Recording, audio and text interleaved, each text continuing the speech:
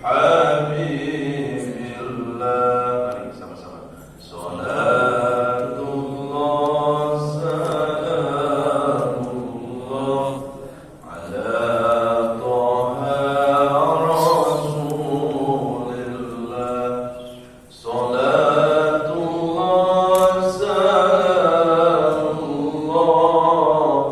ala Yasin Habibillah. Tawassalna bismillah wa bil hadi Rasulillah wa kulli mujahidin lillah bi ahlil badri ya Allah wa kulli mujahidin lillah bi ahlil badri ya Allah. Salatullah salamullah ala Taha Rasulillah. Salatullah salamullah ala Yasin Habibillah. Hasbunallah wa ni'mal wakil, ni'mal maula wa ni'mal nasir, wa la hawla wa la quwwata illa billahil aliyyil azim, wa la hawla wa la quwwata illa billahil aliyyil azim. Salatullah salamullah ala Taha Rasulillah. Salatullah salamullah ala Yasin Habibillah. Astaghfirullah Rabbal baraya, astaghfirullah minal khataya,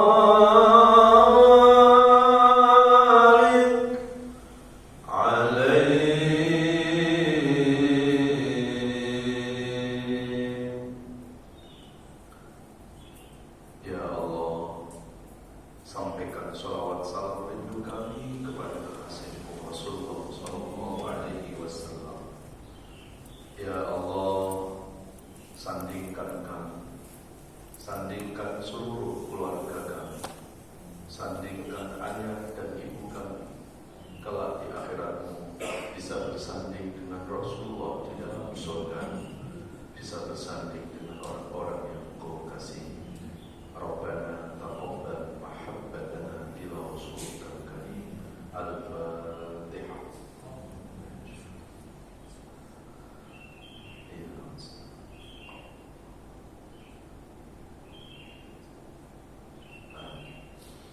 Assalamualaikum warahmatullahi wabarakatuh. Alhamdulillahirabbil alamin. Allahumma shalli ala Muhammad wa ala alihi wa sahbihi wa barik wasallim ajmain. Rabbi zidna ilman wa alhiqna bis-shalihin wa tawaffana muslimin. A'udzu bikalimatillahi tammati min syarri ma khalaq. Bismillahirrahmanirrahim. La yadurru ma'a ismihi syai'un fil ardi wa la fis sama' wa huwas samiul alim. Amma ba'd.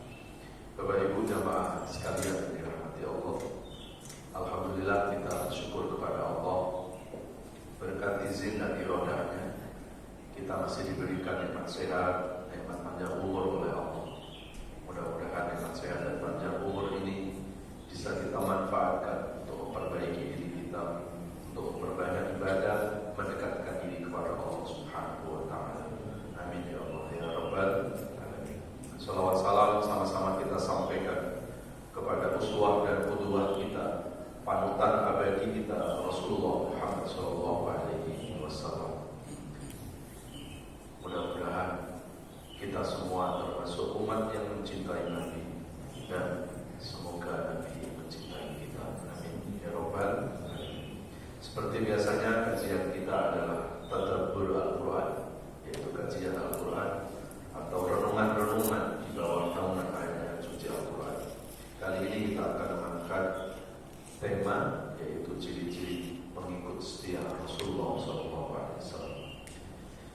Untuk mengawali kajian ini kita akan membuka Al-Quran, yaitu surat Al-Fat, surat 48 ayat 29. Surat 48 ayat 29. A'udzu billahi minasyaitonir rajim. Bismillahirrahmanirrahim. Muhammadur Rasulullah walladzina ma'ahu asyidda'u 'alal kuffari ruhama'u bainahum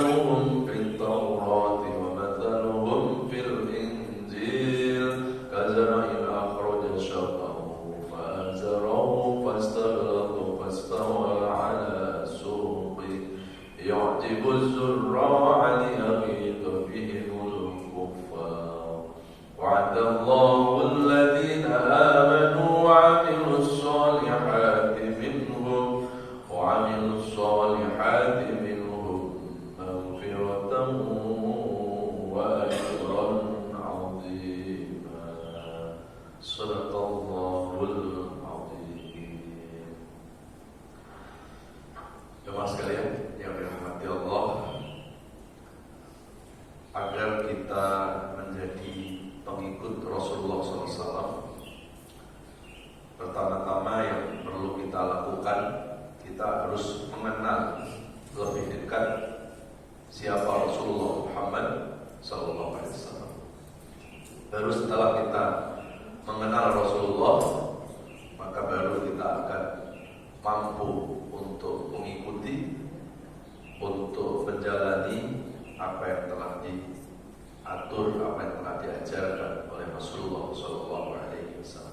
Sebelum kita membahas surat tadi, surat apa itu? Al-Fat ayat 29. Kalau surat Al-Fat ayat 29 tadi itu menjelaskan tentang ciri-ciri pengikut setia Rasulullah. Namun untuk mengenal siapa Rasulullah itu, mungkin kita awali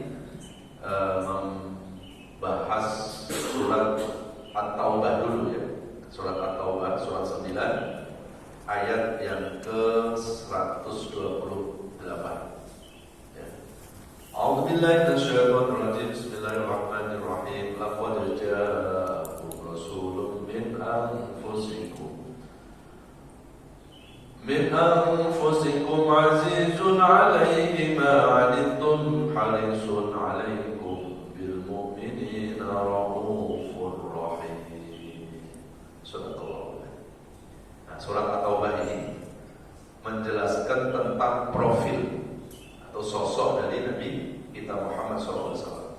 Karena kita bukan umat yang hidup di masa Rasulullah, kita tidak pernah ketemu Nabi, kita tidak pernah berbincang-bincang dengan Nabi. Maka tentunya untuk mengenal Rasulullah, kita melalui akhlaknya, kita melalui perilakunya. Dan Ibunda Aisyah sendiri ketika ditanya bagaimana perilaku Rasul, bagaimana kehidupan Rasul, maka Ibunda Aisyah menjawab, khuluquhu al-Quran, akhlak Rasul adalah Al-Quran. Maka salah satu ayat yang menjelaskan tentang akhlak Nabi itu di surat At-Taubah, surat 9 ayat 112. Surat 9 ayat 128. A'udzubillahi minasyaitonir rajim. Laqad ja'akum rasul, sungguh telah datang kepada manusia atau kepada kalian rasulun, seorang rasul. Jadi pernyataan Rasulullah itu akan datang ke muka bumi itu sudah langsung dipastikan oleh Allah. Ya. Artinya apa? Kehadiran Rasulullah di muka bumi ini adalah merupakan ketetapan Allah. Ya. Mau nggak mau ya Rasulullah itu memang harus ada di muka bumi. Ya. Maka Nabi Isa alaihissalam itu Nabi yang terdekat masanya dengan Rasulullah. Ya. Karena setelah Nabi Isa nggak ada Nabi lagi. Dan antara Nabi Isa dengan Nabi Muhammad, ya, walaupun berdekatan, itu dibatasi dengan waktu yang cukup lama. Ada satu riwayat yang menjelaskan setelah Nabi Isa itu diangkat ke langit oleh Allah, maksud diwafatkan oleh Allah, dunia itu vakum, nggak ada kenabian. Baru 700 tahun lahirlah Nabi kita Muhammad SAW. Ya. Dan yang agak istimewa, Nabi Isa sendiri sebelum diwafatkan oleh Allah itu sudah memberitahukan kepada umatnya, nanti akan ada Nabi loh setelah aku, yang namanya adalah Ahmad. Maka Ahmad itu adalah nama ruhnya Rasulullah, nama langit, nama bumi adalah Muhammad Sallallahu Alaihi Wasallam. Dan ini tidak terjadi pada nabi-nabi sebelumnya, ya kan? Nggak pernah kan ada pernyataan Nabi Adam. Kan setelah Nabi Adam siapa? Nabi Idris. Nggak pernah Nabi Adam mengatakan nanti setelah aku akan lahir Nabi Idris. Nggak pernah ada. Atau Nabi Idris nanti menjelaskan nanti setelah aku akan lahir Nabi Nuh. Nggak pernah ada, Pak. Semua nabi itu nggak pernah diberitahukan sebelum kelahirannya. Tetapi beda dengan Nabi kita Muhammad sebelum lahir ke alam dunia, Nabi Isa itu pernah menjelaskan akan ada Nabi setelahku, yaitu namanya Ahmad Muhammad Rasulullah SAW. Inilah salah satu kekhususan, ya, khususiyah, ya, kekhususan dari Nabi kita Muhammad SAW. Dan ini dijelaskan dalam Quran, Pak, ya, oleh Nabi Isa dalam surat As-Saff, surat ke-61, yaitu ayat yang ke-6 itu. Wa idh qala Isa bin Maryam, wa idh qala Isa bin Maryam ya bani Israil inni rasulullah ilaikum musaddiqan lima baina yaday at-taurat wa basyiran bi rasulin ya'ti min ba'di ismihi Ahmad falamma ja'ahum bil bayyinati qalu hadza sihrun mubin. Ketika Isa bin Maryam berkata kepada kaumnya, yaitu kepada kaum Bani Israel, wahai kaumku, sesungguhnya aku adalah utusan Allah. Jadi Nabi Isa pernah memberikan testimoni di depan umatnya bahwa aku ini bukan anak Tuhan, kan? Kalau bahasa ini, ya, aku ini bukan Yesus, aku adalah utusan Allah, ya, sama dengan utusan-utusan sebelumku yang dituruni kitab Taurat. Berarti Nabi siapa? Nabi Musa. Ya, jadi nggak pernah Nabi Isa itu mengatakan dirinya itu anak Tuhan atau Yesus. Jadi kalau pengikut Nabi Isa menganggap Isa adalah anak Tuhan, itu jelas bukan pernyataan langsung dari Nabi Isa. Tapi ini adalah sebuah pemelencengan dari ajaran Nabi Isa yang dilencengkan oleh pengikutnya sendiri. Ini sesuai mengikuti keyakinan kita sebagai seorang Muslim. Adapun saudara Nasrani mengatakan Isa itu anak Tuhan atau Yesus, itu urusan mereka, tidak usah ikut campur. Tapi sebagai Muslim kita harus tahu bahwa Nabi Isa tidak pernah memberikan pernyataan bahwa dirinya itu dihubungkan dengan Tuhan dan sebagainya. Beliau utusan Allah. Itu clear Pak, di dalam Quran. Ya. Kemudian yang menarik lagi apa? Wa mubasysyiran bi rasul, dan memberitahukan akan ada nabi setelah aku yang namanya Ahmad, yaitu Muhammad Rasulullah SAW. Kira-kira saat itu Nabi Muhammad sudah lahir belum? Belum. Jangankan Nabi Muhammad, orang tuanya aja belum ada. Ya, inilah keistimewaan Nabi kita Muhammad SAW. Maka kalau kita hubungkan dengan surat At-Taubah, surat 9 ayat 128, Allah menggunakan kata pasti.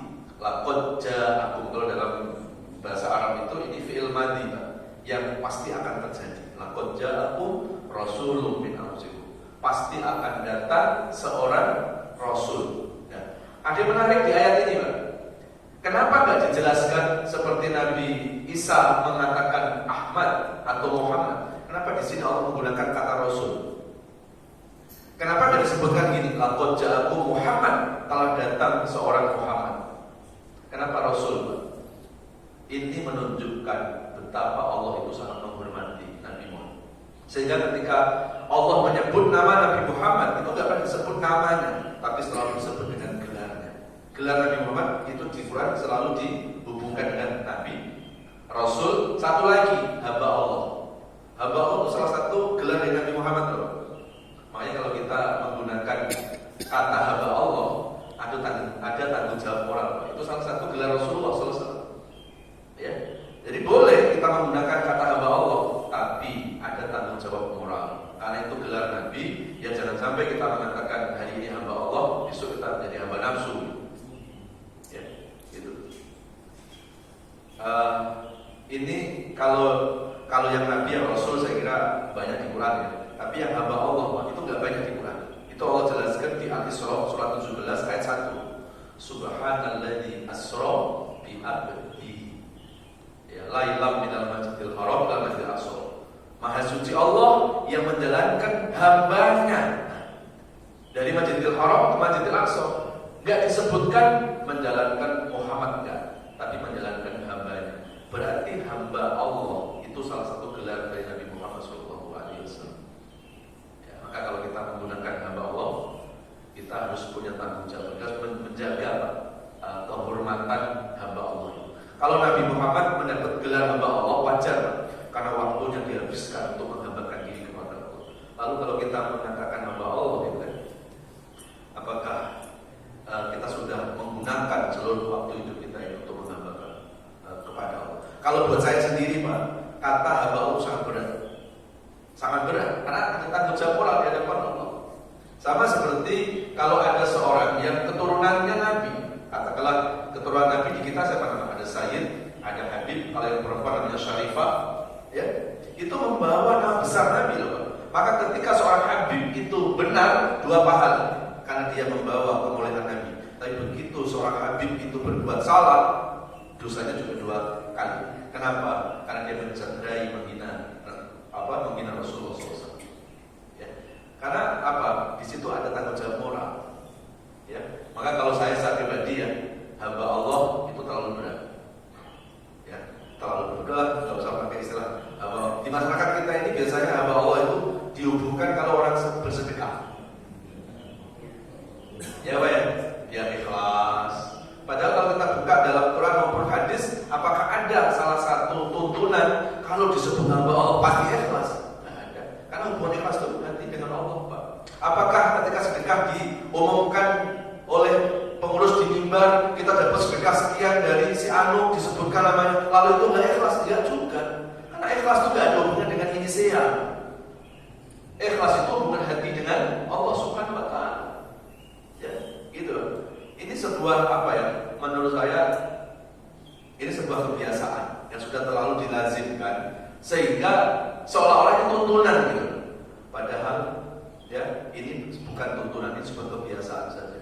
Nah, di masyarakat kita kan gitu Pak, ada yang salah tapi dilazimkan jadi benar kadang ya.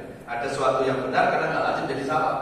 Maka kita berkewajiban bukan membenarkan kebiasaan, tapi kita berkewajiban untuk membiasakan yang benar. Ya, gitu.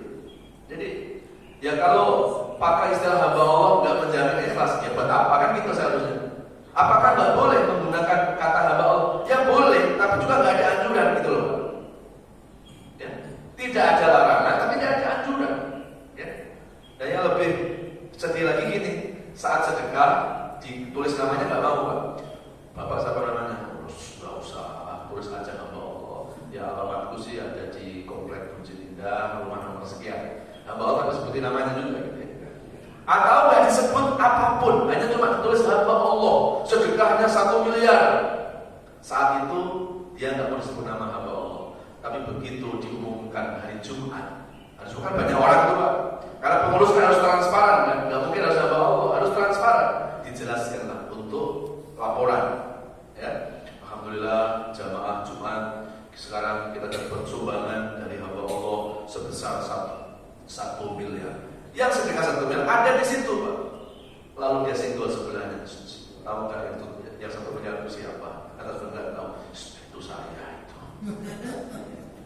Padahal kemarin nggak boleh disebut. Tapi begitu disebut ada kebanggaan. Terus apa artinya hamba Allah? Toh kita juga kasih tahu sama orang sebelah. Ya kan? Jadi ya, baik ini saya jelaskan karena hamba Allah itu Pak, dalam kajian yang saya tekuni, karena saya lebih menekuni pada kajian tadabbur Quran, kata hamba Allah itu di Quran hanya disematkan pada 2 nabi. Satu Nabi Muhammad, kedua Nabi Zakaria. Kalau Nabi Zakaria itu ada di surat Maryam, ya, ayat 1 sampai 3 itu. A'udzubillahi ya ain shad dzikru rahmati abdahu Zakaria. Allah menyebutkan hambanya yaitu Nabi Zakaria. Jadi dalam Quran hamba Allah itu gak main-main Pak. Allah sematkan semuanya kepada para nabi. Nah, kita siapa? Jadi kalau saya pribadi kata hamba Allah itu berat buat saya Pak. Buat ya. Kalau Nabi dikasih gelar hamba Allah ya udah jelas Pak. Hari-harinya dihambakan waktunya untuk Allah Pak. Ada hari ini kita untuk Allah, besok hamba nafsu, besok lagi hamba setan dan seterusnya. Ya, jadi kalau buat saya pribadi hamba Allah itu bukan sebuah penghormatan, tapi itu merupakan amanah. Ya. Baik ya, oke. Kemudian kembali ke At-Taubah lagi. Siapa Rasulullah itu? At-Taubah 128. Di ayat ini Allah jelaskan 3 profil dari Rasulullah, 3 akhlak Rasulullah. Siapa Rasulullah itu? Azizun alaihi ma anittum. Inilah Rasulullah Pak. Yaitu orang yang tidak cengeng dalam menghadapi penderitaan hidup, dalam menghadapi kesulitan-kesulitan hidup. Jangankan menghadapi kesulitan hidup yang dialami oleh dirinya, Nabi pun bertanggung jawab terhadap penderitaan umatnya. Nabi gak rela Pak, kalau umat itu menderita, biarkan dirinya yang menderita. Itulah akhlak Nabi Muhammad SAW. Jadi azizun alaihi ma anittum. Bahkan dalam doa Nabi selalu Nabi berdoa begini, ya Allah, kalau ada keberuntungan di dalam Islam, biarkan aku orang yang terakhir merasakan keberuntungan. Tetapi kalau ada sesuatu yang membawa kerugian dalam Islam, biarkan aku orang pertama yang merasakan kerugian itu. Yang penting jangan umatku. Inilah akhlak dari Nabi Muhammad SAW. Azizun alaihi ma anittum harisun alaikum bil mu'minin. Nah, sekarang kita kaji lagi Pak, kenapa Rasulullah dalam hidupnya kok tidak cengeng menghadapi penderitaan hidup Pak? Nah, satu kuncinya Pak, Rasulullah punya super power. Rasulullah punya sandaran vertikal kepada Allah. Ya, itulah kekuatannya Rasulullah Pak. Maka ketika hidup ini mau tahan banting, mau tahan uji, tidak cengeng menghadapi hidup, kita harus punya sandaran vertikal kepada Allah. Ya. Makanya kenapa Rasulullah itu Pak, dari bayi sudah nggak ada ayahnya. Ya, ini ada hikmahnya Pak. Ya, Nabi lahir, ayah sudah meninggal.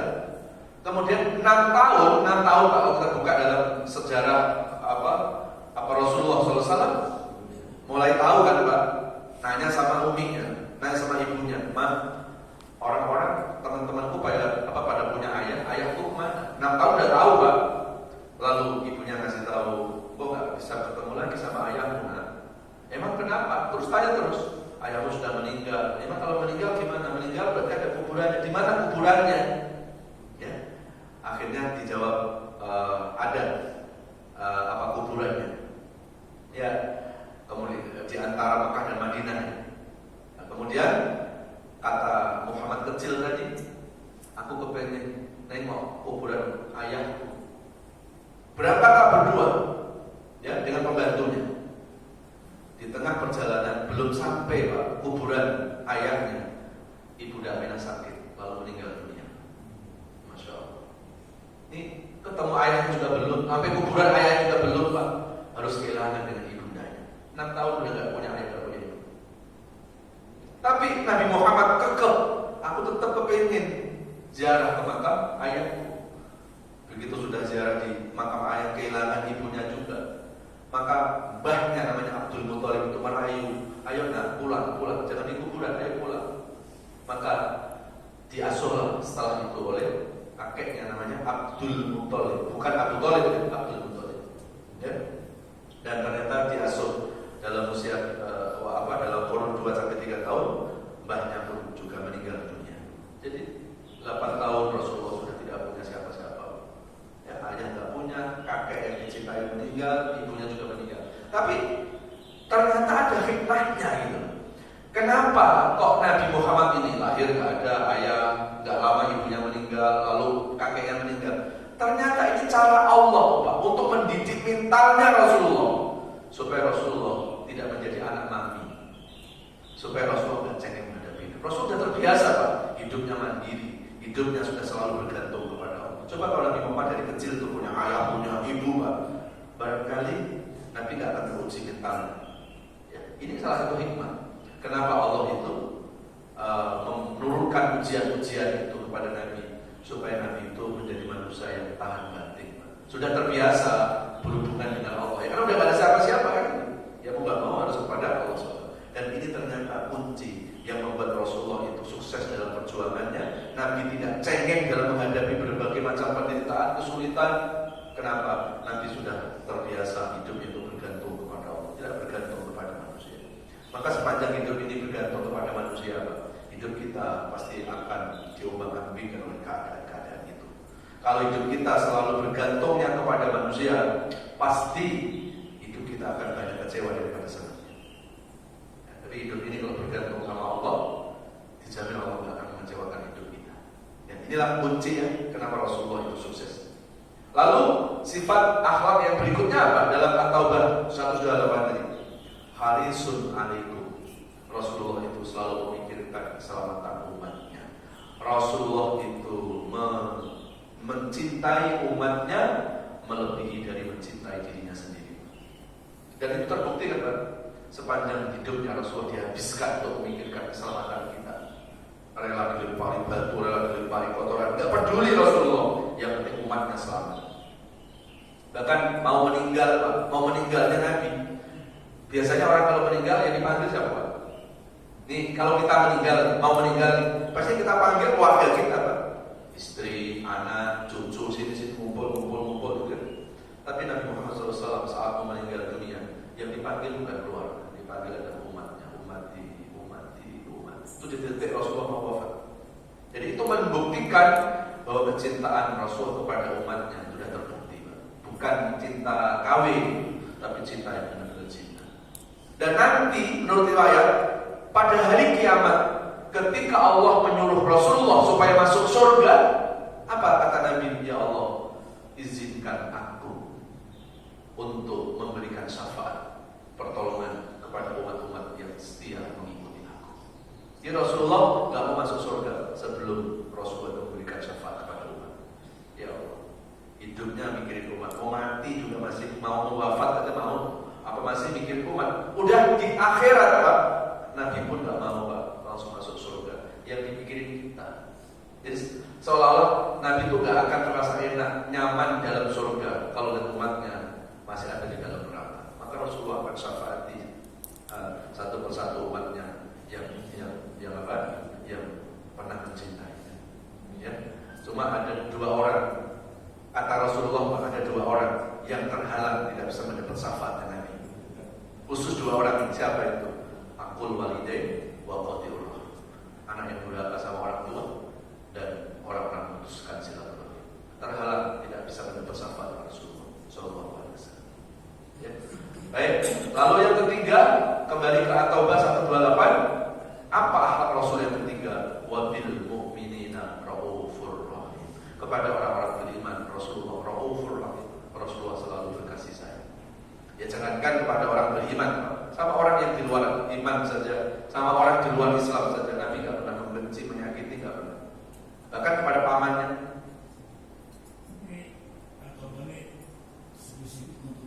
Rasulullah. Ya.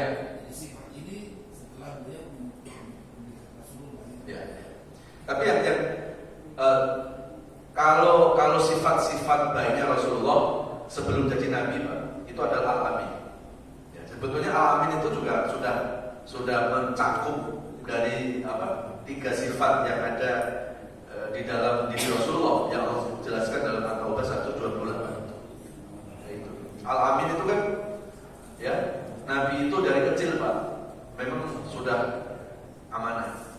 Bahkan Muhammad kecil, menurut riwayat ya, Muhammad kecil itu, Pak, kalau orang-orang pembesar Arab, kan orang-orang Arab itu kekayaannya itu kan kalau nggak dari peternak unta, dari pedagang.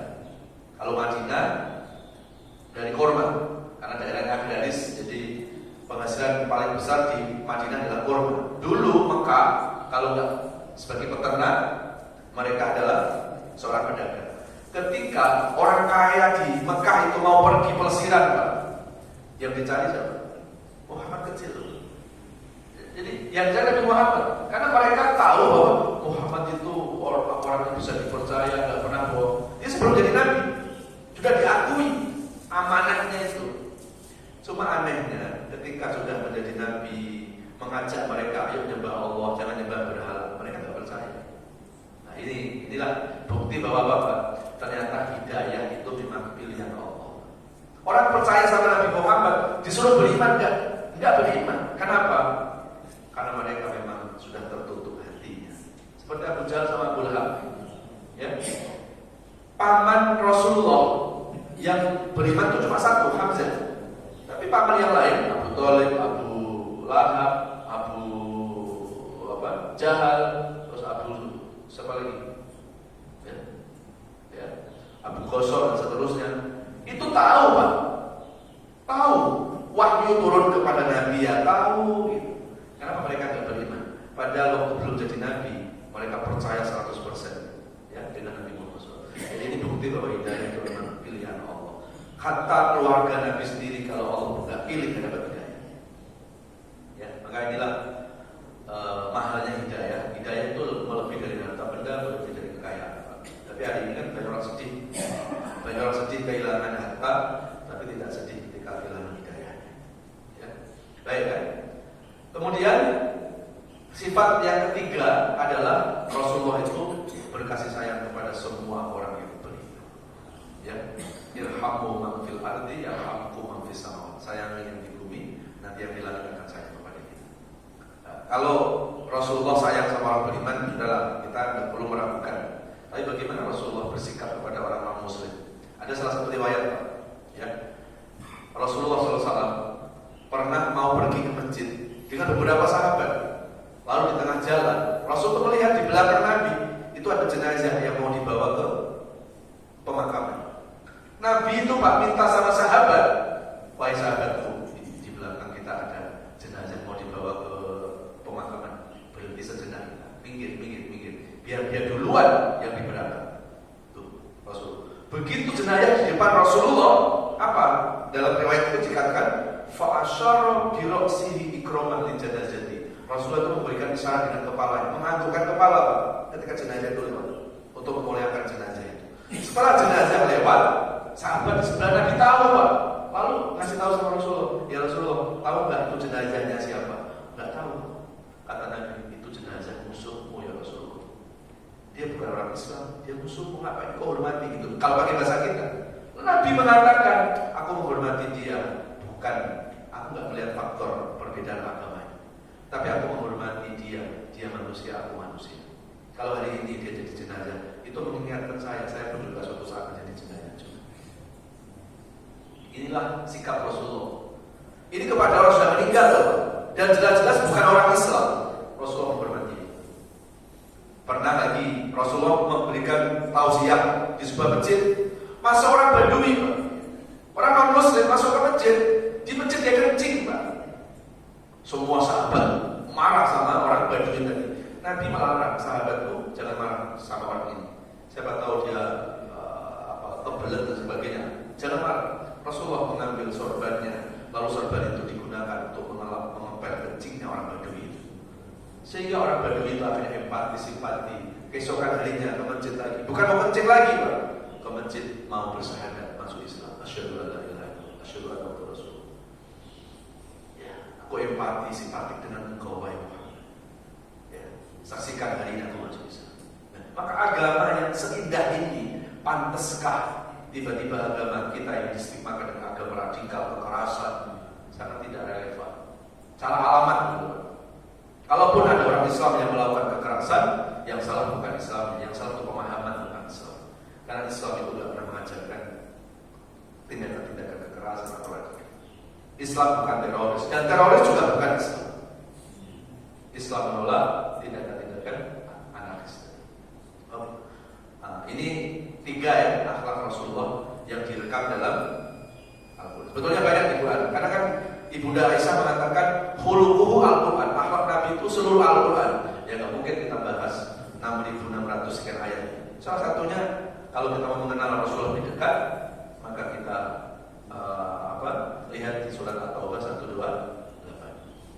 Kalau mau dikuatkan lagi di Ali Imran surat ketiga 159. Bima rahmatin minallahi lintalahu. Maka dengan rahmatnya Allah, wahai Rasulullah, engkau bersifat lemah lembut kepada semua manusia. Kalau engkau bersifat kasar, kalau engkau bersifat keras, manusia akan lari dari engkau. Maka maafkanlah, maka mintakan ampunan kepada Allah, dan bermusyawarahlah ketika engkau sudah melaksanakan itu, bertawakal kepada Allah SWT. Itu juga ada di Ali Imran 159. Kenapa? Iya. Ya. Kemudian sekarang kita masuk ke surat yang pertama tadi, Al-Fatih. Ya. Nah, kalau tadi tentang sifat Rasulullah, sekarang siapa pengikut Rasulullah? Nah, ini Al-Fatih surat 48 ayat yang ke-29 ya. Muhammadur Rasulullah. Muhammad adalah utusan Allah. Ini bukti Pak bahwa tidak pernah Rasulullah itu disebut oleh Allah dengan Muhammad tok, itu tidak pernah. Selalu disebut gelarnya tadi kan Muhammad Rasulullah. Ya. Nah, kalau enggak Rasul di Quran itu Nabi. Ya ayyuhan nabi inna arsalnaka syahidan wa mubasysyiran wa nadhira. Itu di Al-Ahzab surat 33 ayat 45-46. Ya ayyuhan nabi, wahai nabi. Jadi kalau di Quran itu ada kata wahai nabi, itu pada Nabi Muhammad. Gak pernah nabi yang lain. Karena kalau nabi lain itu gak pernah sebut gelarnya, Pak. Langsung disebut namanya. Wa iqala Musa, wa iqala Ibrahim, wa qulna ya Adamu, langsung nama itu. Tapi kalau Nabi Muhammad itu selalu disebut dengan gelar nabi sama apa? Rasul. Kalau Rasul pasti nabi belum tentu Rasul. Maka jumlah nabi itu 124.000. Jumlah Rasul 313. Yang wajib diimani 25 Rasul, yaitu Nabi Adam sampai Nabi Muhammad SAW. Kalau Rasul punya umat, Nabi tidak punya umat. Ya. Nah, lalu siapa pengikut setia Rasulullah? Nah, kita lihat di Al-Fat ayat 29. Walladzina ma'ahu asyidda 'alal kufar, yaitu orang-orang yang keras terhadap bentuk-bentuk kekafiran. Buya Hamka menafsiri dalam tafsir Al-Azhar itu ditafsirkan asyidda al-kufar itu adalah orang yang keras, tegas terhadap bentuk-bentuk kekafiran. Ya. Nah, kalau di tafsir lain kan langsung pada teks teksnya. Siapa pengikut Rasulullah? Asyidda al-kufar, orang yang benci sama orang non-muslim. Itu loh. Tapi ayat ini kan nanti jadi kalau dipahami pengikut Rasulullah itu harus benci sama orang kafir, orang non-muslim. Lalu bagaimana dengan surat lakum dinukum aliyati? Kok ada dua surat kayak bertabrakan kan gitu? Maka Buya Hamka luar biasa. Beliau mengambil jalur tengah, ya. Jadi yang dibenci bukan orangnya, tapi bentuk kekafiran itu. Ya, itu tafsir Al-Ghazali. Ya. Nah, kalaupun mau ditafsiri asyidda al-kufar itu benci sama orang kafir, benci sama orang non-muslim, boleh juga. Tetapi orang kafir yang bagaimana? Kalau dihubungkan dengan kafir di masa Rasulullah itu ada tiga. Ada kafir harbi, ada kafir zimmi, ada kafir al-ahdi atau al-mu'ahad. Kalau kafir harbi itu orang non-muslim yang memerangi Islam, seperti Abu Jahal, Abu Lahab pada masa itu. Maka kita harus tegas terhadap Abu Jahal. Kita harus benci sama Abu Jahal karena Abu Jahal itu memerangi Nabi, memerangi Islam. Kalau diartikan tekstualnya juga benar juga, tapi kafir harbi yang harus kita perangi. Ya. Di Palestina mungkin jihad dengan jihad dengan perang terhadap Israel itu hukumnya wajib. Karena kalau mereka nggak merangi, mereka dibunuh, mereka diperangi.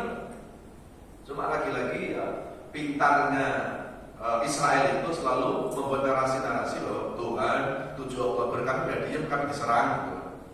Padahal bicara tentang perang Israel sama Palestina itu bukan terjadi baru 7 Oktober. Ini sudah puluhan tahun, lebih dari 40 tahun. Dan lebih parah lagi ketika sudah masuk di tahun 2006 sampai sekarang, Pak. Sampai sekarang lebih dari 13 tahun, Pak. Gaza itu diblokade. Gaza itu terjadi krisis ekonomi, krisis air, Pak. Ya, krisis air. Listrik nyala cuma 5-6 jam dalam sehari. Dan semua listrik dipegang oleh Israel semua. Dan bayarnya Pak semaunya dia. Bahkan laporan Al Jazeera itu dalam 1 bulan itu 350 US dollar, lebih dari 5 juta. Dan itu nanti dinaikkan terserah dia. Padahal sudah tahu Gaza itu jadi krisis ekonomi yang luar biasa. Ya, gitu. Terus ketika Hamas melakukan itu, dibuat alasan, tuh kan kami diserang. Padahal sudah berpuluh-puluh tahun diintimidasi, sudah berarti Palestina. Ya. Nah, kalau di sana perang dengan jihad dengan perang, saya kira itu sangat kondisional. Tapi apakah kita harus berjihad dengan perang di kita? Saya kira kurang relevan. Ya, karena untuk melakukan jihad dan perang itu harus ada fatwa ulama. Kita punya namanya OKI. Ya, tapi nggak bisa kemudian kita di Indonesia perorangan, ayo kita perang. Nggak bisa. Maka perang yang paling tepat di negeri ini ya bukan perang terhadap orang non-muslim, tapi perang terhadap korupsi, perang terhadap kebodohan, perang terhadap kemiskinan, ketidakadilan, kedoliman. Nah, perang-perang itu mungkin yang harus kita lakukan. Ya. Baik, ya. Lalu yang kedua ada kafir zimmi. Kafir zimmi itu apa? Orang non-muslim di Madinah. Kalau kafir harbi di Mekah.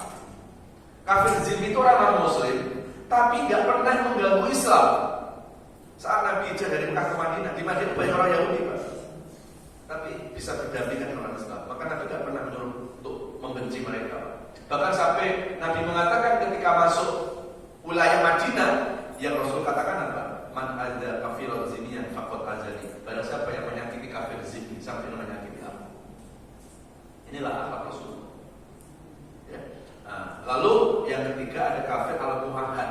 Apa kafir al-mu'ahad, Pak? Non-muslim, dia tugas di sebuah negara atas nama negaranya. Berarti siapa itu? Orang kedutaan. Gak boleh kita benci mereka, gak boleh kita usir, Pak, mereka dari kita. Karena mereka ada di sini. Itu secara profesional, dia bekerja atas nama negara. Itu gak boleh disakiti, diganggu, gak boleh. Itu dalam Islam. Nah, jadi ketika ada perintah perang, kita bisa buka di Al-Baqarah surat kedua 190. Wa qatilu fi sabilillahi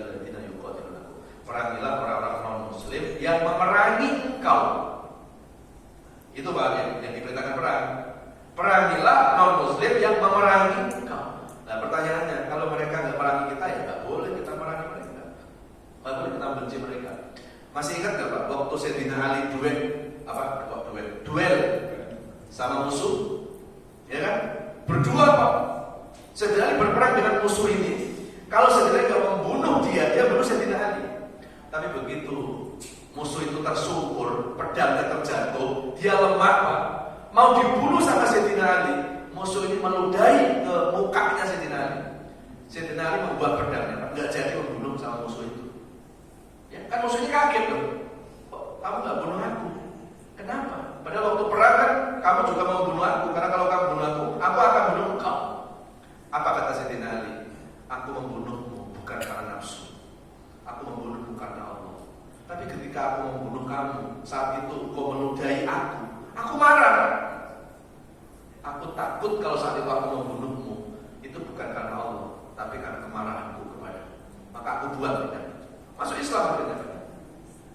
Begitulah akhlak Islam. Di perang aja masih menggunakan akhlak. Gitu. Ya.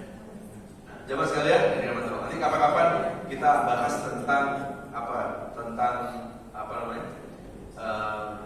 fiqhul jihad, tentang fikih perang. Jadi perang-perang di zaman Rasul itu seperti apa? Enggak seperti yang kita bayangkan. Perang langsung ini ada muslim langsung kita masuk rumah, enggak. Ada negosiasi antar panglima, udahlah gak usah perang, nanti akan jadi yatim loh. Ada Pak negosiasi itu. Terus perangnya itu ditentukan loh Pak, di daerah mana gitu Pak. Ya.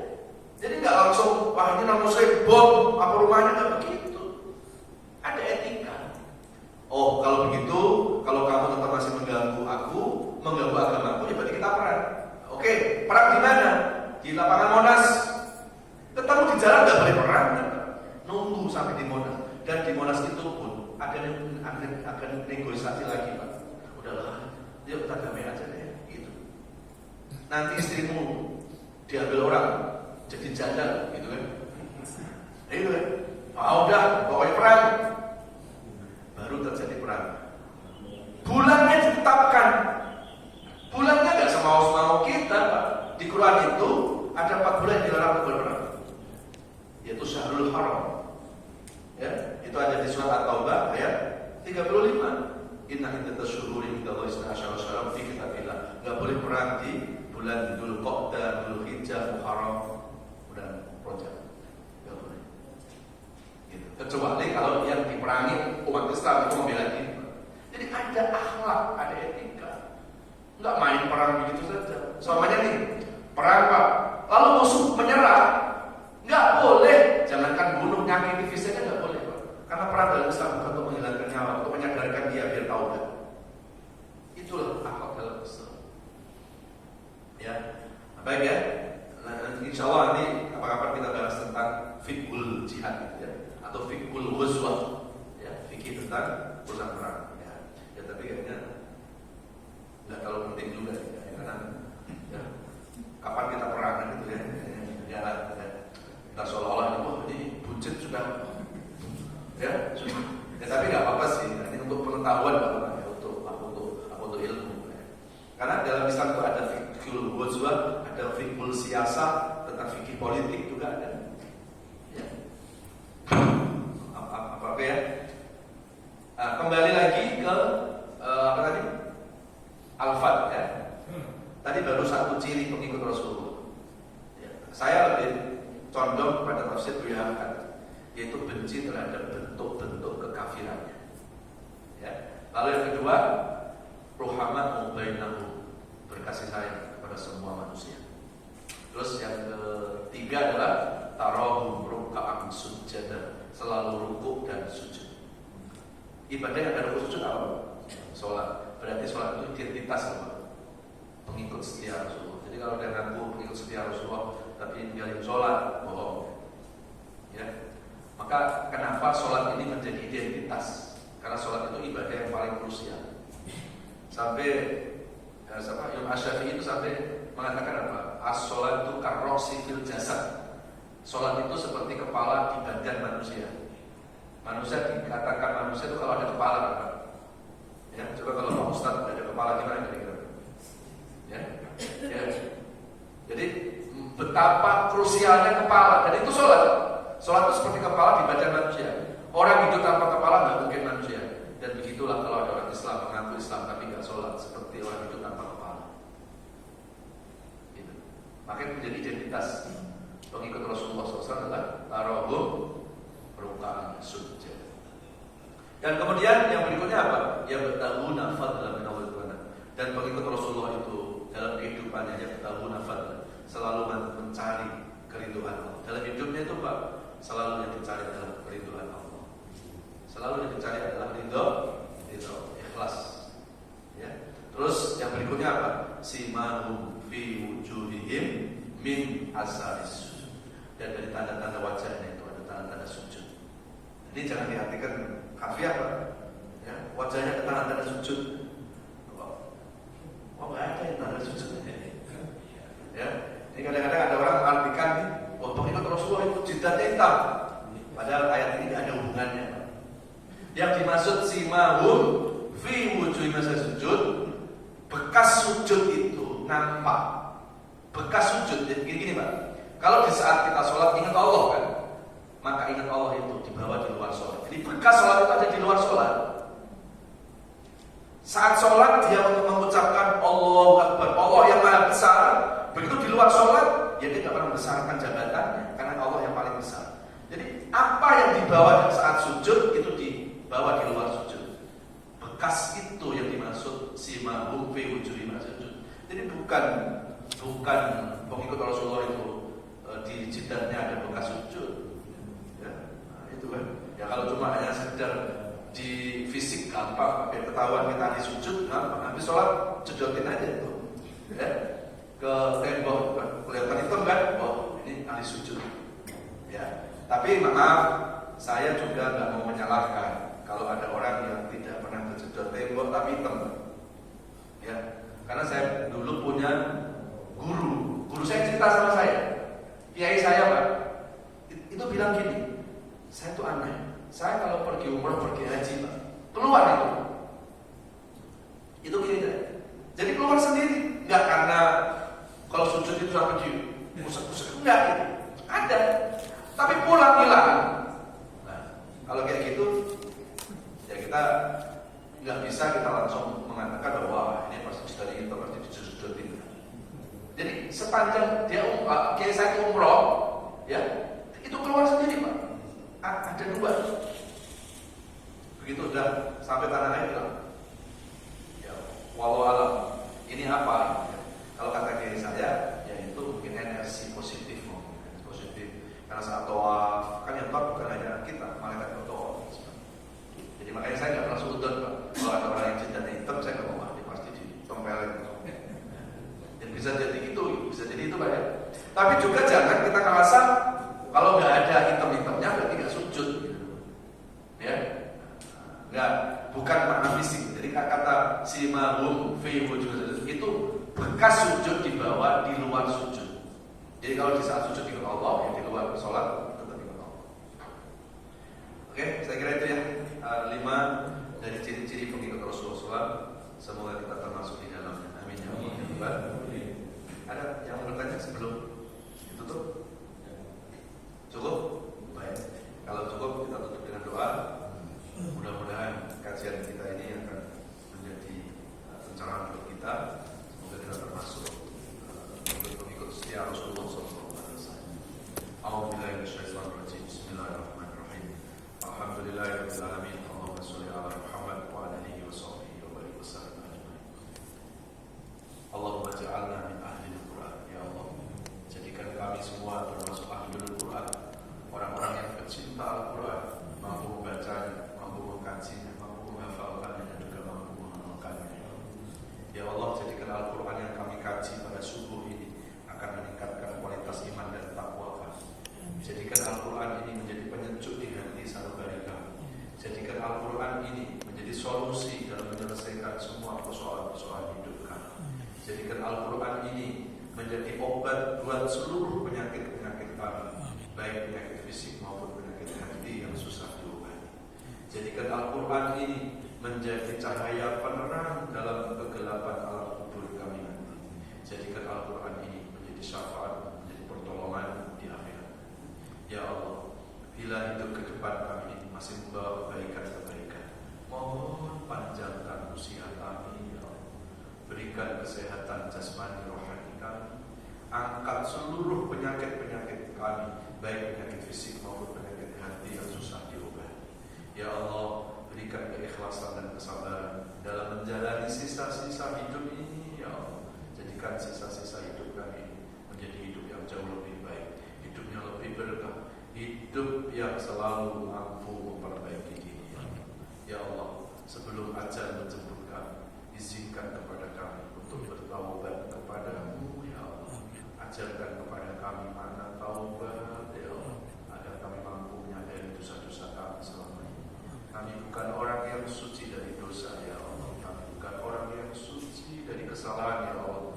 Kami menyadari banyak dosa-dosa dari masa lalu hingga saat ini, ya Allah. Ampuni dosa-dosa kami. Jangan kau balas dosa-dosa kami dengan kemurkaan-Mu, ya Allah. Jangan kau balas dosa-dosa kami dengan musibah-musibah yang selalu menghadapi hidup kami. Ya Allah, dari mulai hari ini sampai Engkau mencabut nyawa kami, tetapkan iman dan Islam kami, ya Allah, sehingga hanya nama-Mu yang kami sebut